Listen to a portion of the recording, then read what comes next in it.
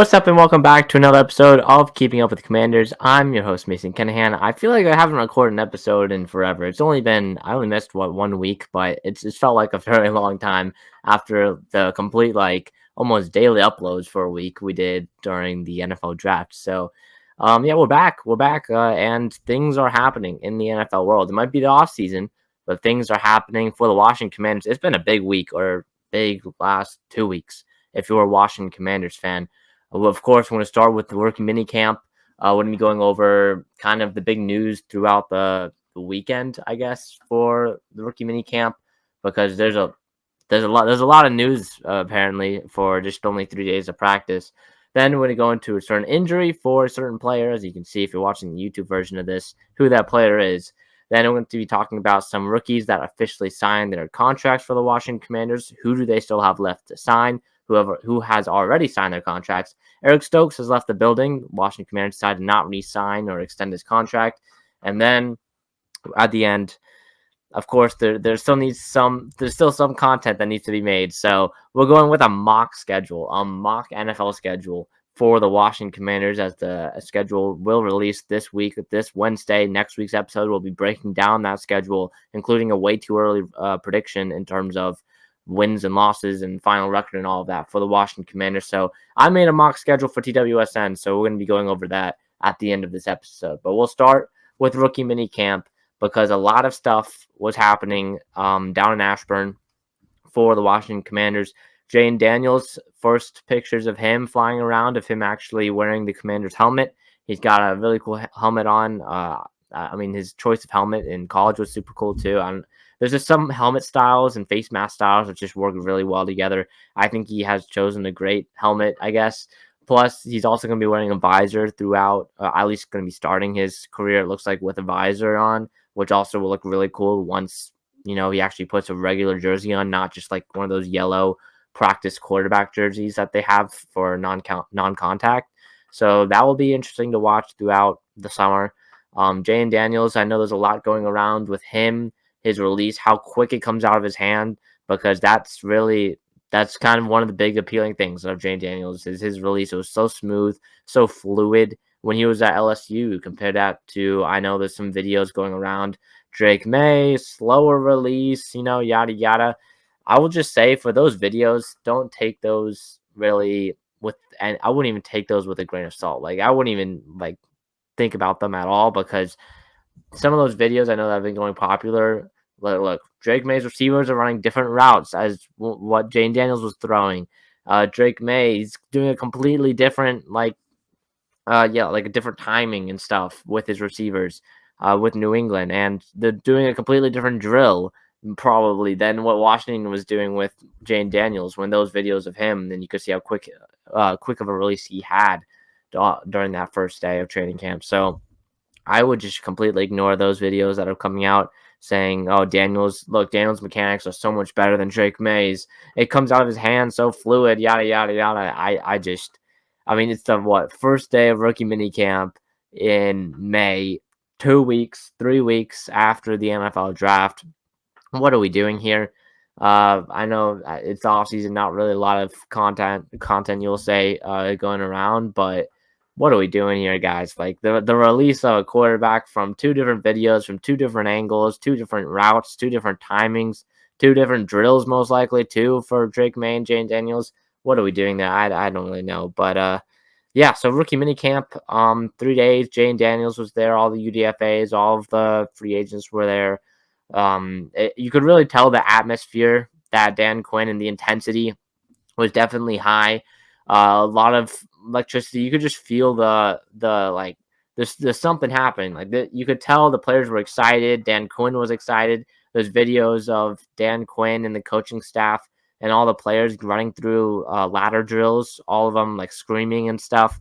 You can just really tell they're all really having fun out there, and that's not really what happened last year. Comparing it to last year's practice with Eric Bieniemy and that entire situation during training camp last summer, with his players complaining about his intensity and how, he was working the players too hard, the practices were going for too long, yada yada. So I think Dan Quinn definitely can connect with his players more than Rivera and Bieniemy did last offseason.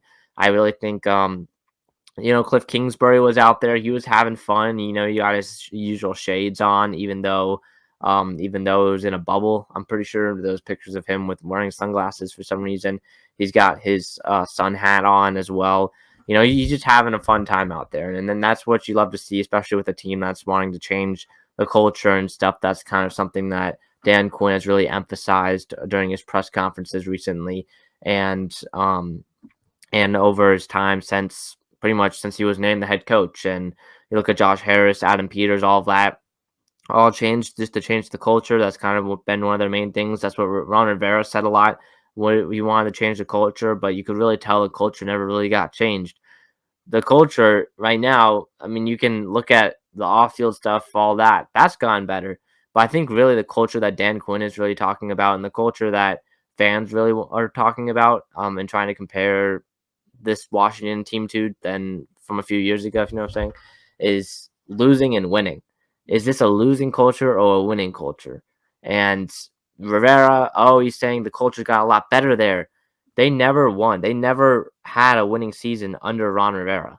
They had They had a 500 year and then 2 7-win seasons. One of them somehow got them to win the division, and then the last year, which was just atrocious, a 4-13 year for Washington. But that's the culture that really Washington fans want Dan Quinn to change, is from a losing culture to a winning culture. All the off-field stuff that's pretty much all gone now because of Josh Harris now as being the owner, Adam Peters now being the general manager. All the off-field stuff is pretty much gone. Harris and Peters should definitely be willing to pay these veteran players, these young players. I know Washington doesn't really have any of them right now that are due for an extension, but when the time comes, like, they should be pretty active in getting those extensions done. So that's kind of my thoughts so far on rookie minicamp. It only lasted 3 days, wasn't that long. Again, only rookies were there, plus I believe Mason Brooks and one other guy I can't remember that was a UDFA last year and was on the practice squad. Kaz Allen. Kaz Allen was also there, I believe. So besides Mason Brooks and Kaz Allen, it was all the rookies. No one else is eligible to attend. I do not know when voluntary minicamps start, but I believe it's in a week or two. So that will start in a few weeks. But some things to keep an eye on for voluntary mini camps will definitely be contract extensions being done with rookies. And then, of course, there's not really anyone that is due for an extension that I can think of. Like Jamin Davis is pretty much the main guy, unless and Sam Cosmi. Sam Cosmi is probably the big one that is due for an extension. What is that? That's this offseason, I believe. So, 2021, 2022. Yeah, he's due this offseason for a contract extension. So Sam Cosmi is kind of the big name that's going to be a free agent, I believe, next year. That needs a contract extension, could potentially hold out during voluntary mini camps, but I don't expect any of these guys really to hold out. All the veterans are locked up for the long term. So that's pretty much my thoughts. Moving on, there was one big name that was at rookie mini camp that did not participate, and that is the Washington Commanders 2024 second round pick, Johnny Newton, or Jerzon Newton, the defensive tackle out of Illinois. A lot of people, this was a very controversial pick, probably the most controversial pick for Washington fans throughout the entire draft. Johnny Newton, another defensive tackle, over a corner or over an offensive tackle like Patrick Paul, who was available, or maybe an interior lineman like Jackson Bowers Johnson, I believe, who was available as well. The Washington Commanders and Adam Peters, they go Johnny Newton. And then Newton, history, not so great injury history. Last year, he had a season-ending the Jones fracture in his, I believe, his right foot, or his left, in one of his feet. He basically broke his foot, and it put him out for the rest of the season. He pretty much played with a broken foot up until that point, which is just absolutely crazy if you look at the tape to see how dominant he was against all these Big Ten offensive lines. You can just tell he was so dominant even with one broken foot. Well, he apparently broke his second foot. I don't really know the specifics on when he broke it. I don't think it was during rookie minicamp. I think it was probably during training. But it explains why he said he pushed off his pro day for so long, did not participate at the Illinois pro day. I'm pretty sure he had his own pro day really close to when the draft actually happened. But I mean, Johnny Newton, second broken foot within the last year, pretty much breaks both feet. and is now going to be getting surgery sometime this week to repair this broken foot. The timeline for this is really TBD. I searched it up. How long does it take to heal from a Jones fracture in your foot? 6 weeks was kind of the minimum, which is fine. Now he'll still be good for what is it, May 12th, May 13th now. So like what? He'll still be good for training camp. About that time, he'll be pretty healed by then if it takes a minimum of 6 weeks. But also it can take like up to I saw like 6 months. I mean, it's a very long time for and I'll search it up again, but I'm pretty sure it takes a long time. Like it's one of those things that it's kind of it's kind of similar to turf toe. I know Terry had it. What was it, 2 years ago? Terry had turf toe, and Antonio Gibson had turf toe, and you can tell it kind of lingers. That's something that with this injury could potentially happen, and it also explains the fall of Johnny Newton in the NFL draft, as many people had him as a projected, pretty much a consensus first round talent in this draft. He fell into the second round.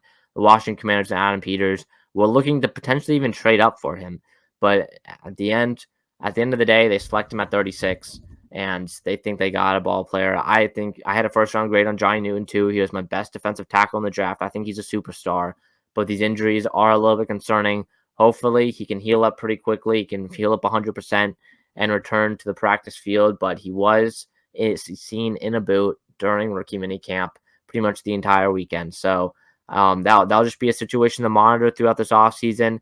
Hopefully this isn't another Fedarian Mathis. I know I mentioned in the last podcast, Johnny Newton isn't going to be another Fedarian Mathis. He's not just a big run stopper at nose tackle, which Johnny Newton, he's not really. He's not. He can, he's 3 tech that can apply pass rush. He can help out in the run game. He can set the edge. Does a very good job of that.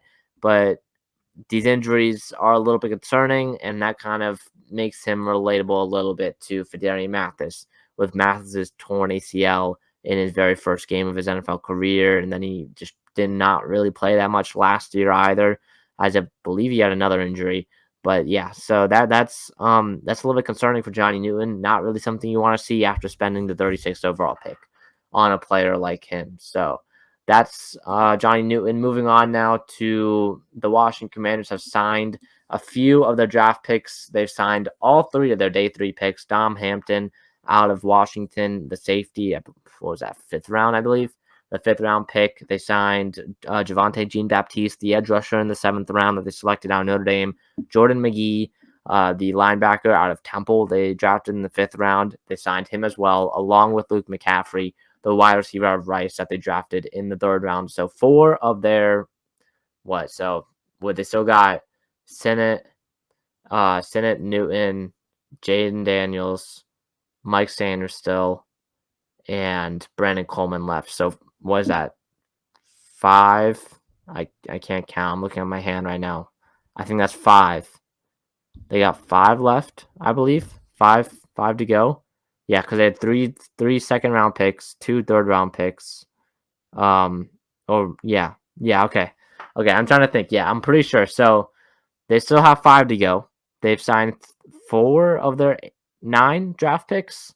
I'm struggling here, but they signed 4 of their 9 draft picks, I believe, so far. So that's progress. Again, it's still really early. Only 1 quarterback of the rookies has gotten signed up to this point. Only Bo Nix is the only of the top 6 quarterbacks to sign with their team. Again, I don't expect any of these guys to hold out or something or have any contract issues with the Washington Commanders. I think all of them pretty much signed. It's just something to keep a notice, just keep a little bit of an eye on throughout this process over the next few months as we get closer to training camp. Again, nothing to worry about so far. Great for Washington, already signing all their day 3 picks plus Luke McCaffrey. They're going to get now into signing some of the other more valuable guys. Sanders still, Newton, Sinnott, Coleman, and Daniels, all the 5 that they have left. So that's kind of that's that pretty much. But good progress for Adam Peters and company, making quick moves to sign most of their guys already, or about half of their class already. So good job on them for doing that. Moving on now, Eric Stokes, the vice president of player personnel. What was it, senior director? I don't remember his exact title. I think it was senior director of player personnel or something like that.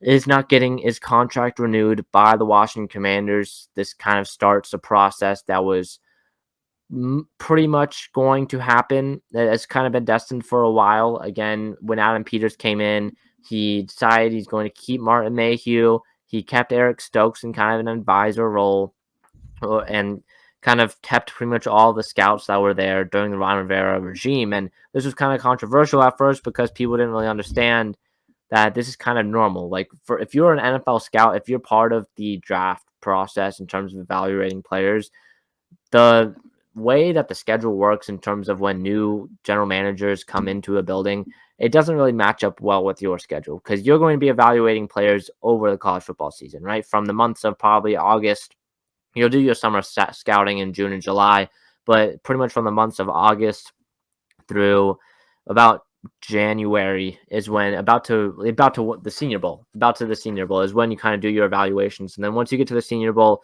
it's more of watching these guys, interviewing these guys, knowing to get like getting to know more about these guys mentally and like as a person rather than on the field, because you've seen what they can do on the field during the college football season.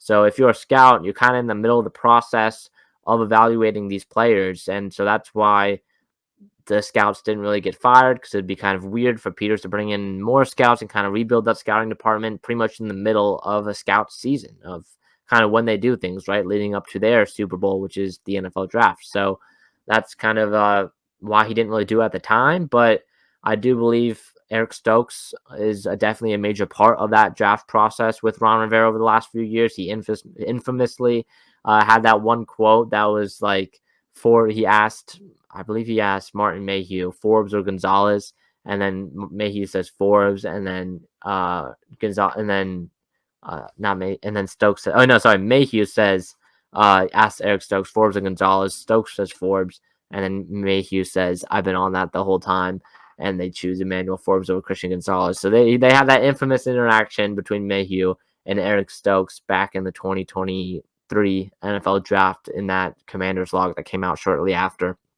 But yeah, that's yeah, that was one of the many not so great moves that Eric Stokes made as the senior director of player personnel for the Washington Commanders. But I do expect more layoff, not really layoffs, but more guys to kind of be relieved of their duties in terms of people in the scouting department for the Washington Commanders. I know the beat reporters have said it. It's been pretty obvious. I do expect more to be relieved, more than just Eric Stokes. Stokes is just kind of one of the bigger names. His contract did not get renewed. So Eric Stokes is out of the building officially for the Washington Commanders, and now Adam Peters and Lance Newmark can focus, because you can't forget about Lance Newmark either. He had a major part of this role. He was the assistant general manager, got promoted from the Lions vice president of player personnel, I believe, to now being the assistant general manager for the Washington Commanders over this offseason. So both Peters and Newmark will start to build their scouting department to scout prospects over the summer, going into the next year for college football and for that 2025 NFL draft. Currently, Washington, I believe, has pretty much every single one of their picks. I don't really have anything extra. They just have every one of their picks for every round. And I believe there's some swap or whatever with William Jackson and the Steelers in the 7th, I believe. But I'm not sure if that actually played out, because William Jackson never really played for the Pittsburgh Steelers. So Eric Stokes is out of the building. Peters and Newmark will now look to build a new scouting department. Kind of saw this one coming from a mile away, you could say. But yeah, pretty obvious moves for the Washington Commanders front office. Now moving on to a little bit of a activity I wanted to do, or that's kind of been something a little bit interesting, because on this channel, on this podcast, we've been doing mock drafts for the last 2 or 3 months, waiting for the Washington Commanders to make the selection with that second overall pick and for the rest of their picks. Now, something that I wanted to do with the NFL schedule coming out this Wednesday, I wanted to make a mock schedule for the Washington Commanders. So again, I don't really know anything about I do know some of the games that are going to be released on Wednesday. That being the international games. I also know a few friends that have heard rumors about when some teams play who. Nothing really affecting Washington that much, but some of the opponents that Washington is facing. So I kind of have a slight sense of when some teams will when Washington will be playing some teams in terms of like the area they play them. But I wouldn't take like this is more of just something I wanted to do for fun, just a little bit of a mock schedule. Potentially get a few of these right, be a little happy about that. So we'll start with week 1. I have Washington being at home to start the Jayden Daniels era and playing the New York Giants in week 1. That game will start at 1 o'clock. Week 2 will be at Carolina in the Sunday early window as well. Week 3 at New York to play the Giants on Thursday Night Football, the first primetime game in the Jayden Daniels era. And then week 4 at home against Pittsburgh for the 1 o'clock window. So just for these first 4 games, look at these first 4 games. Very, very easy schedule, you could say, or very weak schedule for the Washington Commanders. I wouldn't say it's easy. It's just a very weak schedule to start off the season. I could see Washington starting the season 3-1 in this direction, but again, it could be similar to last year where you start 2-0 and then it just is a big downhill from there. You finish the season losing 13 of your last 15 and you end up with the second overall pick.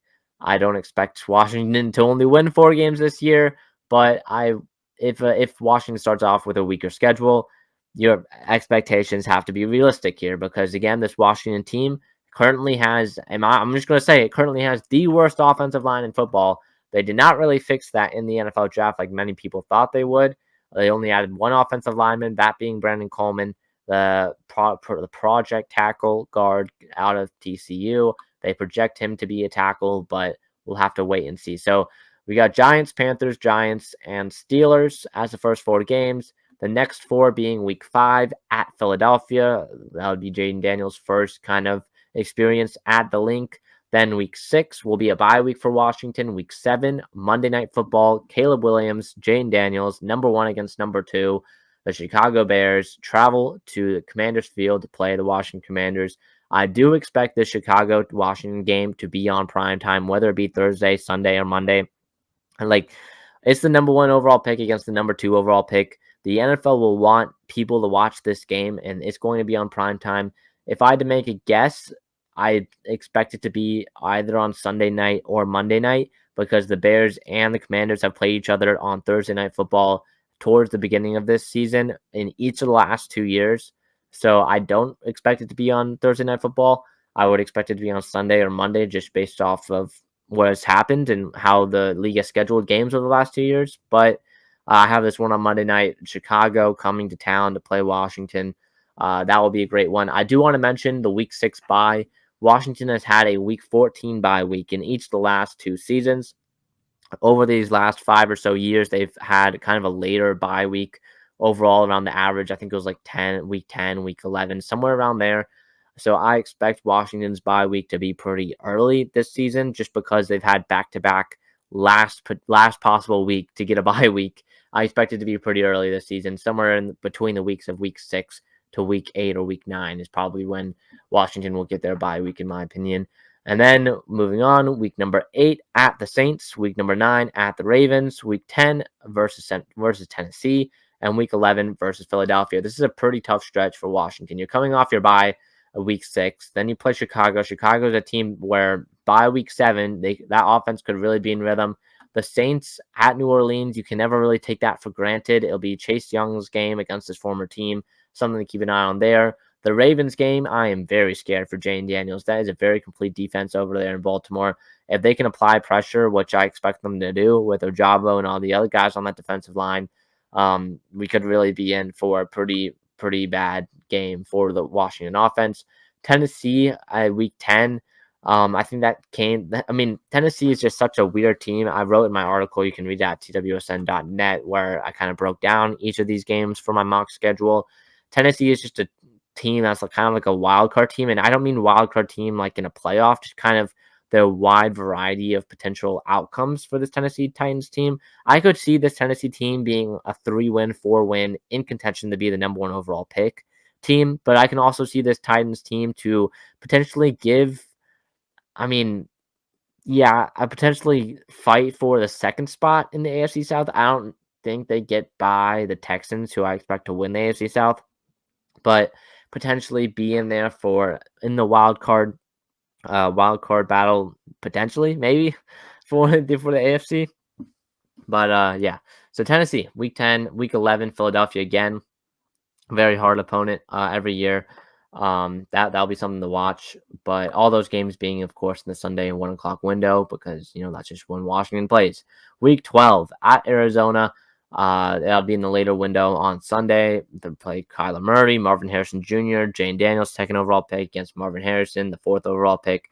And then the Cleveland Browns, week 13 at Dallas, week 14. That would be on Sunday Night Football. So that's the Commanders' third primetime game. The Commanders have had 3 primetime games in each of the last 2 seasons. This one being on Sunday Night Football. They had a Thursday nighter against New York, the Monday nighter against Chicago, and now the Sunday nighter against Dallas at Jerry's World. Last year, Washington was outscored by Dallas 83-20. But hopefully this year that can be better. I still am very scared for Micah Parsons against Andrew Wiley. That is not going to be a matchup that I want to watch. So week 15, they'll be at home against Atlanta. Kirk Cousins returns home to Washington to play his former team. That'll be I believe that's the second time, because he played them when he was on the Vikings 2 years ago. When he came home, I believe that was his first time. So this will be his second time, this time in his new threads in Atlanta. Week 16 at Cincinnati. That'll be an interesting one because of just the entire thing with Cincinnati right now. I'm not exactly sure how I feel about this Bengals team in terms of where do I think they're going to fall within the AFC high tiers in terms of the Bills and the Chiefs and the Texans and all of that. But I think they're a pretty good team. It's just, will that defense and will that secondary, that young secondary, be able to keep up with some of these very, very good wide receiver trios in the AFC and in the AFC North? Week 17, it'll be at Tampa Bay. I put this one as a Saturday game. I really think if Washington and Tampa Bay both are in wildcard contention at this time, I think it could definitely be flexed to a Saturday game. And then week 18 will be at home against Dallas for the third straight year. So again, this isn't the actual official schedule for the Washington Commanders. Just something I wanted to do to make a little bit of a kind of a mock schedule for the Commanders. The actual schedule comes out on Wednesday. I'm excited to see that. I don't expect Washington to travel overseas for an international game. I'd be pretty surprised if they do. But yeah, I think that'll wrap this episode up. So next week's episode will be about the schedule, and then yeah, and then I have to check when voluntary mini camps are. But then the episode after that will probably be voluntary mini camps, and then that'll wrap up the season. So only maybe 1, 2 more episodes, maybe 3 episodes left in this season for Keeping Up with the Commanders. But yeah, biggest season ever for Keeping Up with the Commanders. Over 40 episodes, I believe. I believe this is over the record now. This is episode 41. So love to see it. Thank you guys for the support on this podcast over the last 3 years, and let's keep it up. So yeah, that'll do it for this week's episode of Keeping Up with the Commanders. See you guys next one. Peace.